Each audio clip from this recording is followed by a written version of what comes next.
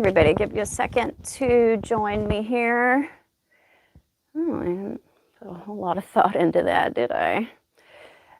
So we've got the full moon in Leo coming up tomorrow. Switch this around. So when we have Leo stuff, it's about the heart. It's about the core. It's about the center. It's about the spirit and the soul. And there is an urgency when we have a full moon because it's an illumination. We see something. And it feels good.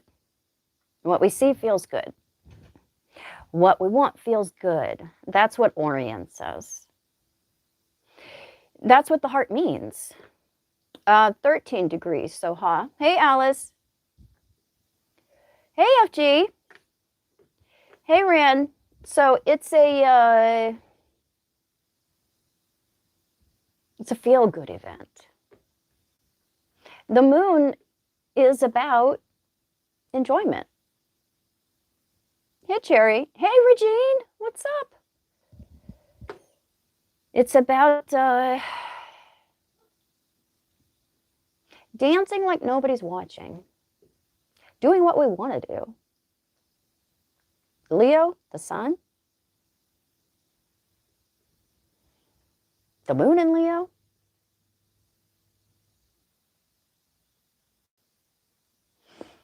It's about choice. You don't deal with have-tos when we're dealing with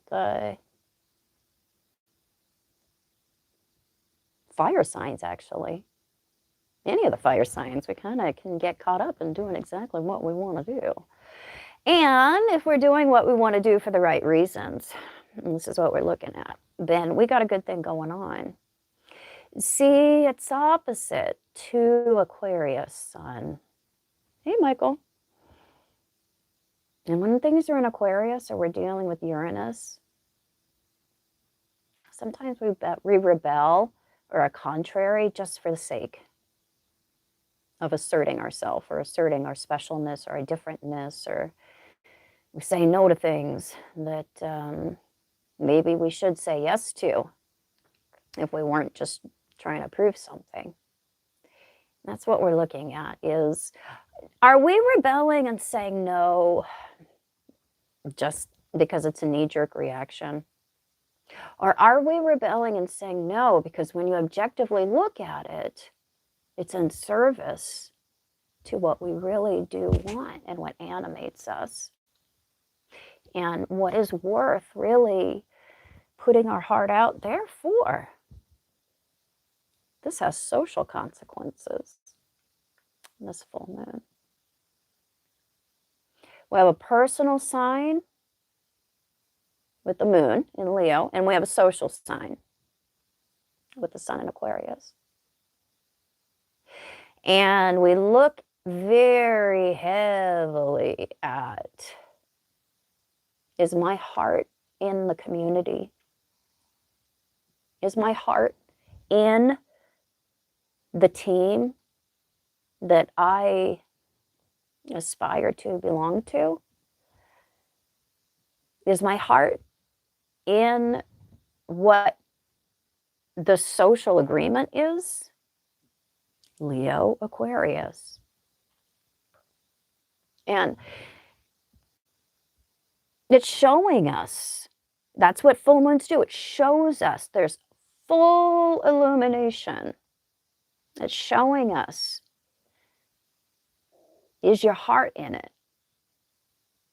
And for some of us, it may not be. We may see that some of the social contracts we have, the teams we belong to, the meanings we give to things, maybe we know more now than we used to. It's an illumination. We have a right to change our minds. We always have a right to change our minds. I think we forget that.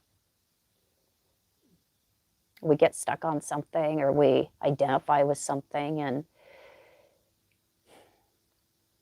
we forget that we can believe any old thing we want. Sometimes that's a problem. Sometimes that's a solution. There's two sides to every sign. Hey, Lost Age. So some of us are going to repatriate ourselves to what's in our heart and what sits right with our soul. The sign of Leo has a lot to do with our conscience because it's what everything revolves around. It's the reason for the season. And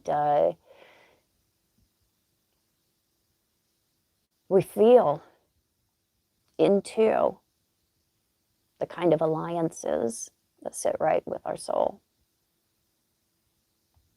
And that's what we have to go on. In this age of confusion and bullshit, grifterism. Oh, Saturn and Neptune did a number on us, didn't it? We don't even know what's real. We can only know it's real by coming home. We have to individuate before we can transcend.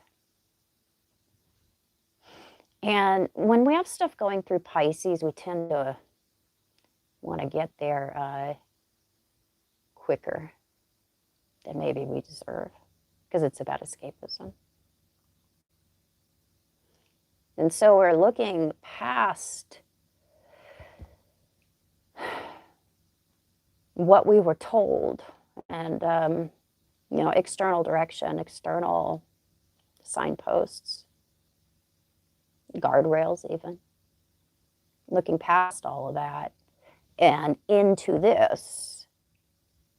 So this objective awareness, it can bring a lot of aha moments, because we can see where have our alliances, Aquarius stuff, been out of tune or out of alignment with conscience and the core and the soul and the center. So we find our map of heart meanings. And that's where we start. That's that first step on our yellow brick road of the individuation process. You can't take that first step if you don't know what you want, if you don't have an orienting direction or principle. And if that's external to you, that's an unfortunate place to be, because you'll be oriented and directed by, you know, whoever has an interest in seeing you go in a certain direction. That's not authentic choice, though. It's just finding something outside yourself to blame if you don't get it right. Yeah, that's why we usually don't know what we want. That's so much what's at the bottom of it. Because if we did know, then we would have to do something. Then we might get it wrong. And then somebody would see us failing. It's not always why we're in confusion, but that's often a big part of it. So when we realize that choice and democracy, because that's choice, that's what we see in Aquarius. Somehow Aquarius is up there and Leo's right here. That's my orienting, pointing today.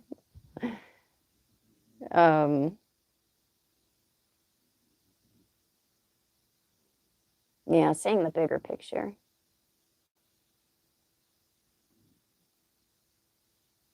What's really right and true. Because we don't have all the information. We don't. We can struggle with not making decisions or choices or going in a direction because we're waiting to get all the information. We're waiting to get every piece and every detail. And that means we're going to be standing there at that first step on the yellow brick road, waiting to get all the information so we don't possibly fail or make a mistake. And You know, we may be 85, 80, 87, 95 years old before we take that first step. And we have to understand that life, Leo, the heart, it's risky. It's messy. If we're waiting for every answer, for everything to fall into place and to know it all, we're trying to keep things tight. But we're not really living if we're doing that. We're just waiting to live. So,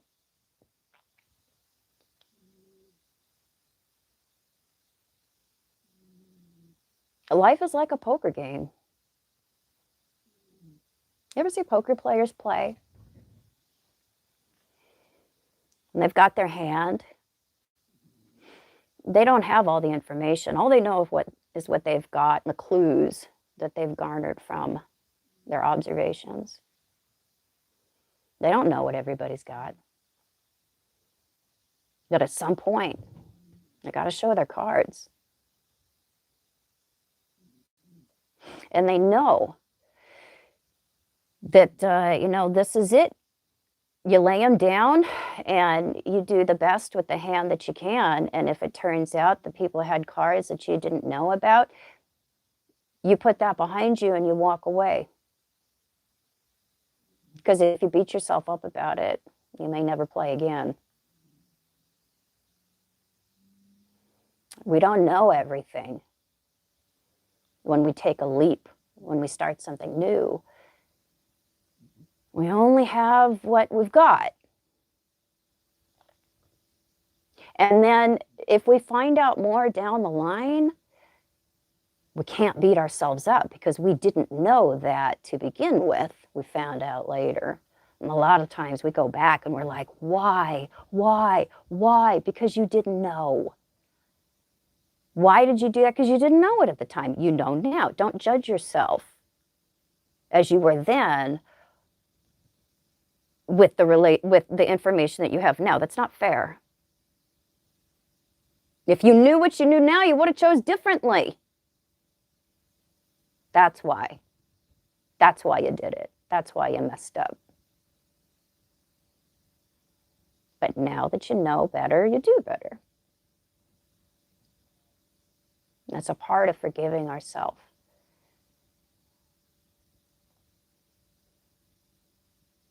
I'm just saying I didn't know. If I did know, I would have done different. Keep reminding ourselves. I made the decision from that brick in the road there. So this particular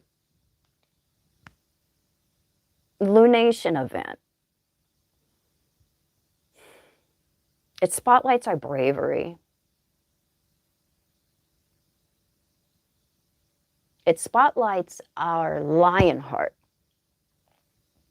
And that's what it takes to take that first step. We may get pretty far down the road this year when it comes to our collective individuation process because our back is against the wall. And that's the only time the humans really change. We don't change unless we have to because it takes energy. And we are designed to be efficient when it comes to use of energy. And that's why we cut corners, take the easy way out. But then we learned that what we thought was a time saver or an energy saver, we were wrong. It always reminds me of the story my dad tells all the time. He's told this story all my life. He's been with my mom since he was 16 and she was 14. They were their first boyfriend and girlfriend, and they're still together. And he tells the story that when he met my mom's dad, his father-in-law, for the first time, he said to him, "Jim, I'm going to tell you something. And you're not going to forget this. He was a very demanding man. And he said, it's just easier if you do the right thing. It's just easier. Seems easier to do the wrong thing, but you'll find out in the long run it's just easier to do the right thing from the beginning. And that made an impression, because he has told that story probably monthly all of my life.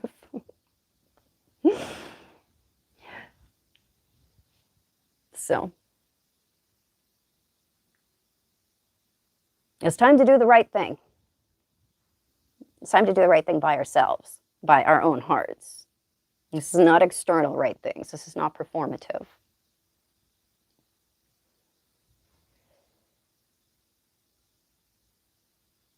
Because when it's performative, that's more, that's a social thing. There's somebody there to notice. But when we're actually directed by our heart, we do so many things and there is no audience. There is no witness. Because when we're really in tune with our conscience and led by what feels good, you do the right thing even when no one's looking. Because you're looking. And you realize that you're the only one that really matters.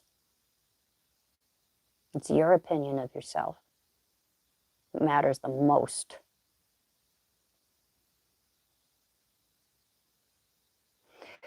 When we struggle with sensitivity issues or water stuff or Libra stuff, 7th house stuff, 12th house stuff,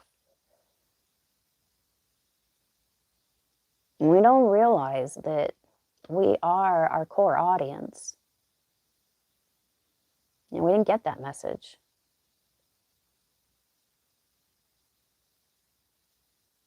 And when we realize that it really feels good to be your own biggest fan,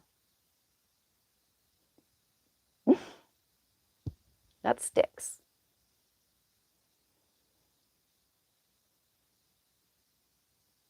We want more of that. We want to buy more tickets. It's not like a narcissist show. It's not the same thing. That's performative. This is a private show. And it's just for those that get us. If we get ourselves, then we can let other people in. But you can't do that if you don't get yourself first. You're just going to be looking for what they want. What kind of performance do they want? And then catering to that, which really gets stale because there's nothing innovative in that.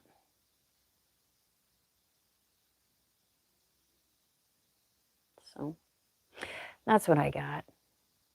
I did want to mention that the sun is at the midpoint between Mars and Venus. We've had a lot of Venus and Mars, and a lot of Mars stuff. Have you noticed that over the last month or so? Mars, Mars, Mars, Mars. And he was sitting with Pluto. Yeah. That was quite the day, wasn't it? Quite the week.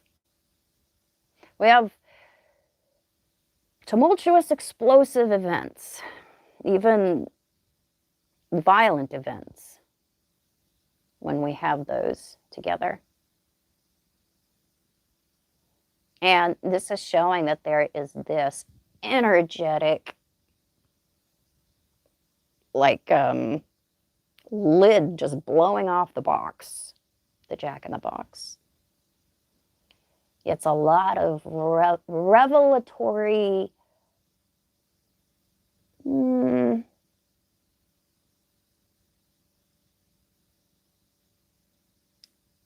disclosure.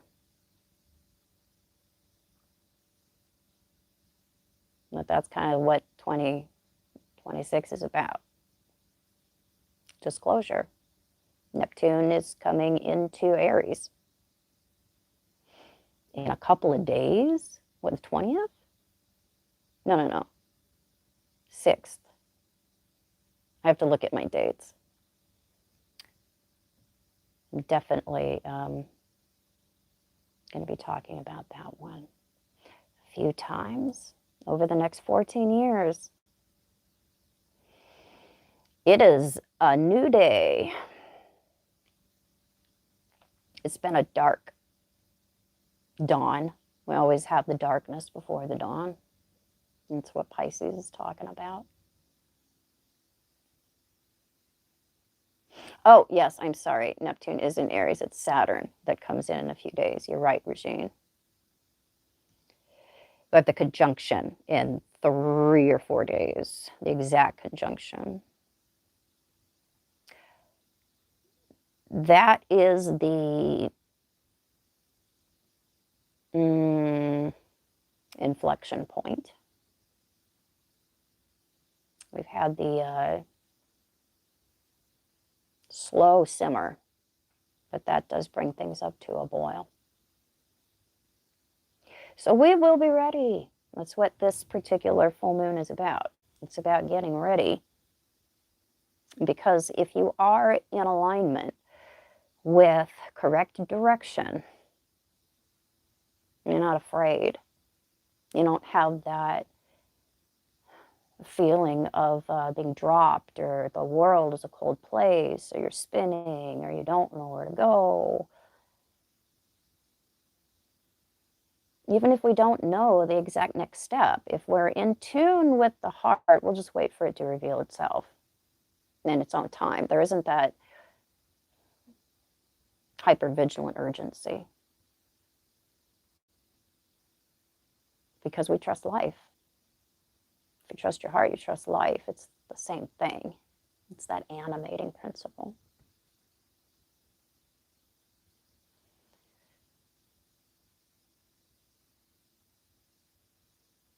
Uranus going direct on Tuesday. Oh, God, I know. I was looking at that today.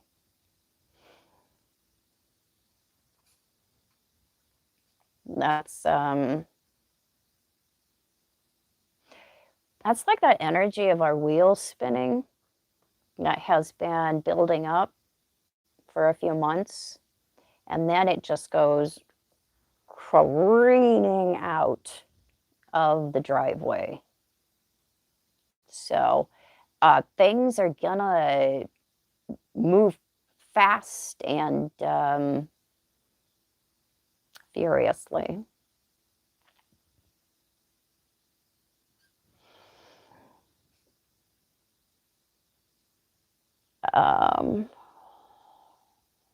What else have we got here? Is it going to be on Valentine's? Nope, not exactly.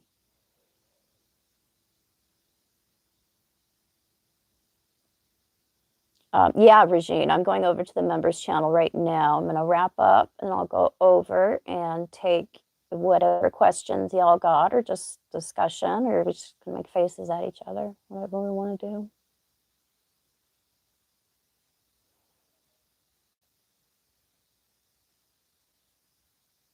I'd be a great principal. I would be way too nice. Yeah, I think I would be way too informal for that. I would just announce that, you know what, we come here and we show up when we want to show up, and we leave when we want to leave. And we'll see. All right, guys. I am going, oh, hold on. I'm going to take this one last question.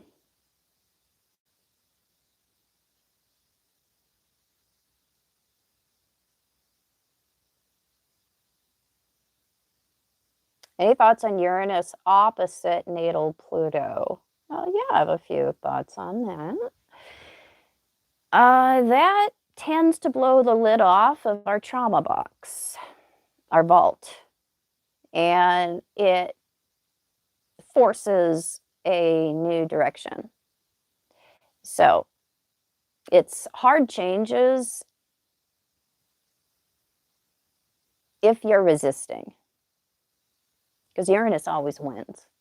Pluto's the ultimate resistor. Wants everything to stay just so we don't lose something. But Uranus comes along and it prunes the fear. So put up a sign on your wall while that's going on, that transit, that says, don't feed the fears.